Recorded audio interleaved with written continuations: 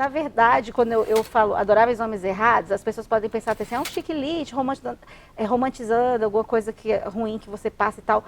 Na verdade, é uma ironia, né? A gente traz para o mundo feminino, Adoráveis Homens Errados. Não quer dizer que não são os homens os protagonistas da história, a gente traz as mulheres como protagonistas. Elas podem escolher, e muito bem falar assim, esse caso para mim não ficou resolvido, vou para outro, vou para outro. Sempre achando assim que os homens estão violentando a mulher. Não, não, é a mulher que vai escolher quem ela quer ficar, é a mulher que vai passar uns perrengues, vai ter boas experiências, vai. Isso já vale. Isso já vale, as experiências vividas já vão valer muitas narrativas e histórias para contar. Dentro no escopo de 3 personagens que foram criados na minha cabeça e que relatam um pouquinho do que eu sou e do que me rodeia, das minhas amigas também, aventuras e desventuras, é por essa linha, assim. A escrita, ela surgiu de repente, só que esse de repente demorou 5 anos para acontecer. Durante 5 anos eu conversava muito com minhas colegas de trabalho, a gente sentava numa cadeirinha dessa aqui na hora do intervalo, a gente falava assim, vamos lanchar, tomar um cafezinho? Vamos. Sentava 5 minutinhos. Aí eu contava, aconteceu isso, aconteceu aquilo. Você acredita que fulano, isso, minhas amigas, isso. Ela, Fabiana, você tem que escrever um livro. E aí eu ficava com aquilo na cabeça. Então eu comecei a maturar as histórias. E aí eu separei na minha cabeça mesmo, já pensando no esqueleto do livro, assim, olha, vamos colocar esse tipo aqui, esse outro tipo. Surge de estereótipos, porque na nossa sociedade elas são formadas por estereótipos, precisam ser desconstruídos, mas eles existem. Então, eu começava a pensar, bom, esse aqui é o homem karma, esse aqui é o vizinho sedutor, esse aqui vai ser o artista egocêntrico. Então eu começava a entender as pessoas com a característica que lhes saltavam, né?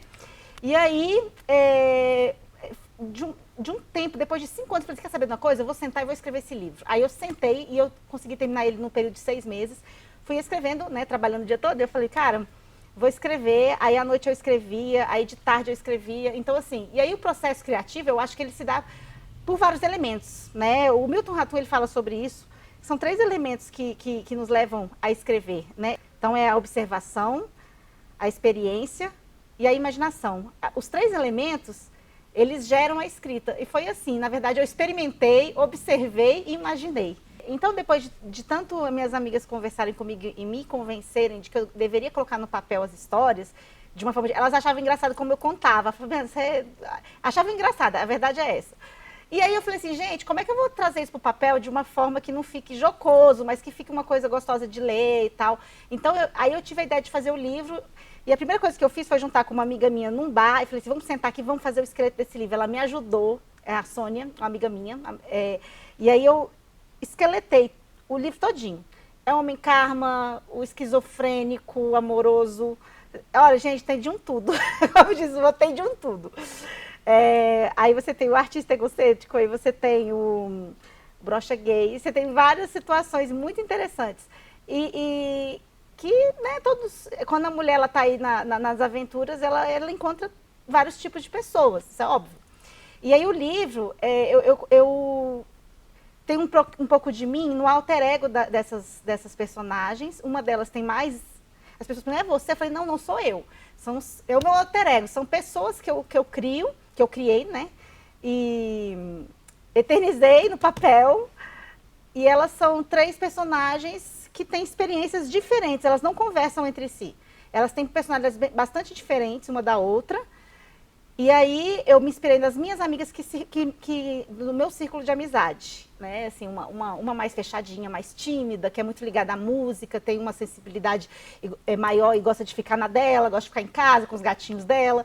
Já a outra, ela é já mais espoleta, gosta de viajar, gosta de maquiagem, gosta de festa, gosta de balada. E tem a outra meio termo, né? Que já é mais ligada para as artes. E ela é uma pessoa, assim, que é mais centrada, mais estudiosa. Então, assim, você tem 3 perfis de mulheres bem diferentes, mas que, na verdade, quando estão na pista, como diz o outro, quando estão ali procurando um novo amor, porque eu não sei se isso é um romance que a gente traz dentro da gente, a mulher, né? Encontrar um amor, da mulher e o homem, né? Mas no caso aqui a gente está falando das personagens femininas. E elas têm algumas aventuras muito engraçadas e algumas frustrantes, porém tem um quê de cômico, tragicômico, eu diria, tá? Assim, tem um quê tragicômico. E eu trago essa narrativa para dentro desse livro, de forma leve, tranquila, não é uma escrita despretensiosa, que é o Adoráveis Homens Errados.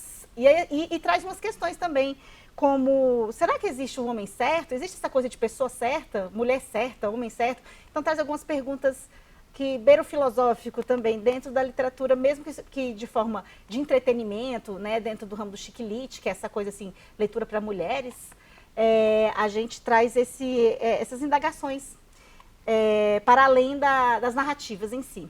Aí o primeiro foi o Adoráveis Homens Errados, a primeira edição, que foi uma edição de publicação independente. E depois a editora resolveu publicar meu livro, e aí foi a Giostre, e aí eu consegui essa obra aqui. Essa obra aqui veio depois do Adoráveis Homens Errados, que é Admiráveis Homens Estranhos. Então, assim, as mulheres eram atraídas pelas estranhezas masculinas. E que estranhezas são essas? Aí só lendo para ver. Só lendo para ver. E aí, a gente tem o Admiráveis Homens Estranhos, as mesmas personagens do primeiro livro. Só que a pegada é outra, que é uma pegada mais profunda, mais de experiências, elas já estão numa fase mais madura. Algumas delas viajam para fora, então tem umas experiências mais diferentes, que saem um pouquinho do campo nacional para umas aventuras com experiências, digamos assim, mais excêntricas, que lá fora elas acham diferente do que vivem aqui.